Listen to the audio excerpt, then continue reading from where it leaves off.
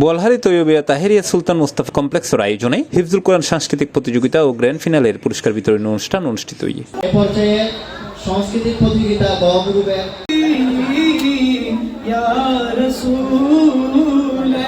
মাদ্রাসা হল রুমত রবিবার ডিসেম্বর 28 তারিখ দিনব্যাপী অনুষ্ঠান অনুষ্ঠিত হয়, যারা প্রতিষ্ঠাতা পরিচালক আলহাজ মোহাম্মদ শফিক সিয়াপির সভাপতিত্বে উদ্বোধক হিসেবে উপস্থিত আছে মোহাম্মদ শওকত উসমান। এছাড়া এর প্রধান অতিথি হিসেবে উপস্থিত আছে আলহাজ মোহাম্মদ বদরুল আলম চৌধুরী, প্রধান বক্তা ছিল Hazrat Maulana Mohammad Burhanuddin.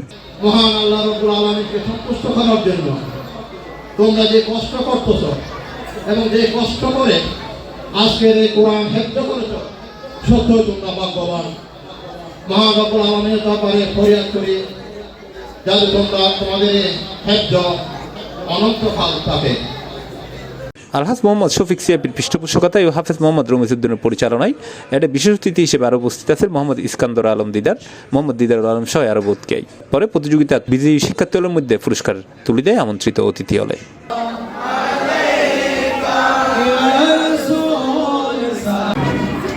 C plus TV, Chittagong.